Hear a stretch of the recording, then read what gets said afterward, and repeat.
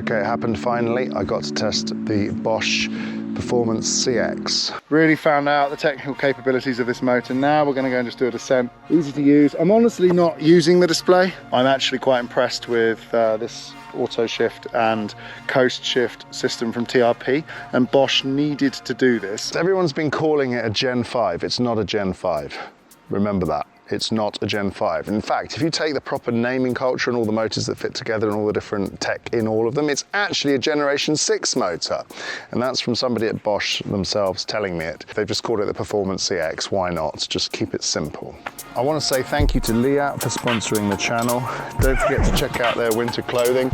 I've just been riding with this jacket. It's pretty impressive. Really like it. It's called the Hydra Dry Max 30K. Okay, let's get on with the video. It's got 250 watts, 85 Newton meters, and they say it has a 600 watt peak power. But I wouldn't want to look too much at the peak power, because peak power is a bit of a misnomer, because it really is just a peak. It's a spike. Peak power works in combination with the nominal power of 250 watts. Basically, every time you pedal a motor, the power switch is on, it peaks a bit, drops off, and then it does that to a point where the actual power in the system, when the motor's heated up and is a steady state, then it has to average 250. Using this 250 watts and then saying a peak power of 1,000 or whatever, not convinced. In fact, the people at Bosch are very concerned that any companies out there pushing massive peak powers as a title could actually threaten the e-bike market for everyone. So pay attention to that. How is this motor to test? I rode it all day. The first thing that's obvious as soon as you start riding it is how smooth it is. It's really smooth. And I'd say the noise level as well is particularly quiet. Now, when you're not pushing it, so you're just riding along the smooth or just very gently uphill or whatever, I would say that the actual noise level of the motor is as quiet as the TQ motor. So that's the HPR50, that lightweight motor. It's as quiet as that. Once you start stressing it out a little bit, the motor noise level does actually pick up a bit, and it starts to be a little bit noisy, but not as noisy as the Shimano or the previous version of the Bosch. The auto shift, I love it, because I can set my gear without worrying about pedal strikes. Absolutely silent.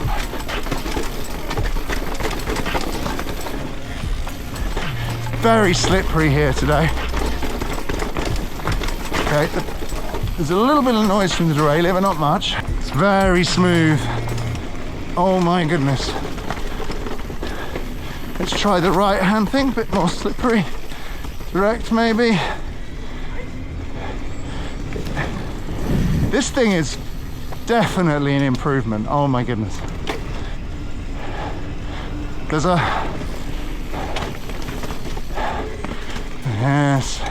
The other motor companies, to catch up with this type of smoothness, really need to work hard. So that's the noise. Now, I'm pretty sure about that. So if anyone wants to argue with me, please do so in the comments. So the bike I was riding was a very generic bike, it was a custom frame for Bosch, made for demonstrating the motor.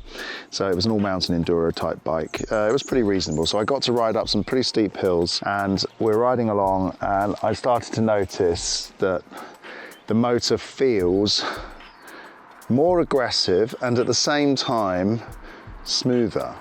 So you're almost not quite sure, is it less aggressive or more aggressive?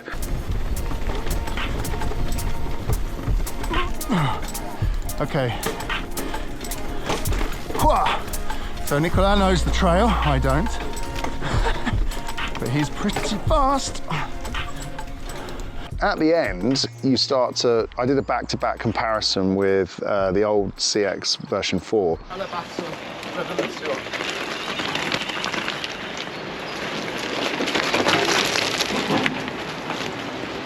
New one is smoother, and it does feel a little bit more powerful and faster.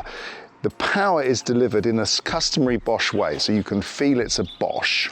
I would say that it feels more like a much improved Bosch. So any high quality bike out there. That's the point. It feels like a high quality motor. Now, if I get into the remote, the power levels, all the settings are the same as before. Nothing's changed. You can go into the app as well and fiddle around with things to make it respond how you want. I was scooting around some very technical up and down trails, wet, hard conditions, and the motor was just giving me everything at the right time when I needed it. Oh, it's extended boost. I love it. Like here, I can go up the whole hill in extended boost. Don't even have to pedal.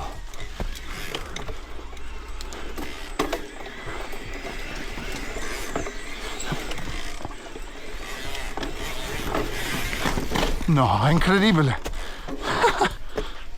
It's very technical here, guys.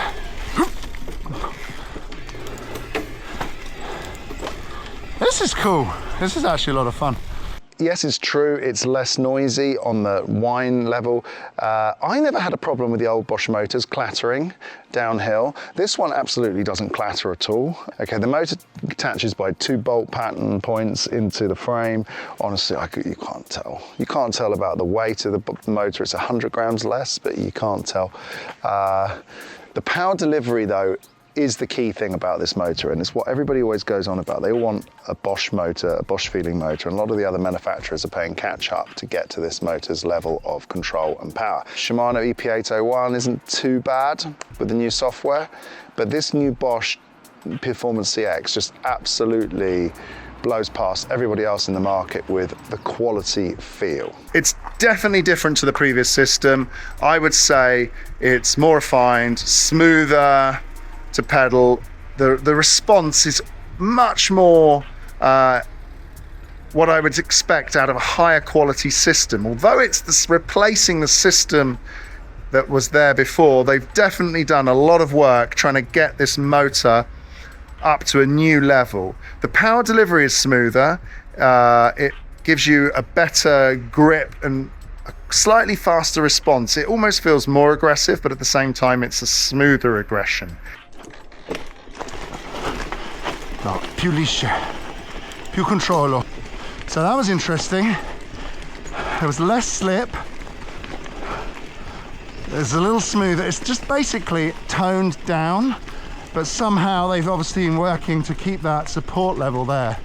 The extended boost is much more improved compared to the older system.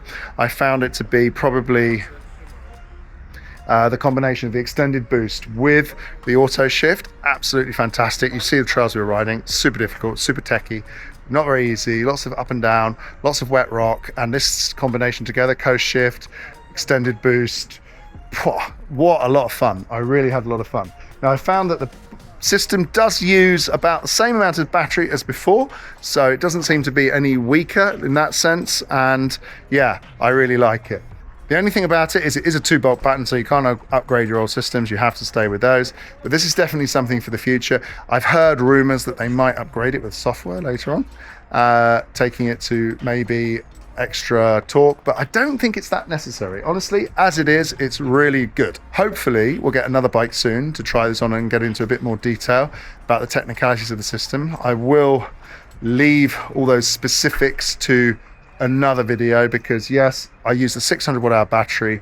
The display, the interfaces, all of those features are what I would expect from Bosch. High quality, they function. They still need to work on the mini remote though. It's a bit too easy to break. The auto shift, the wireless control, coast shift, really appreciate that, and that's definitely a positive move with this system.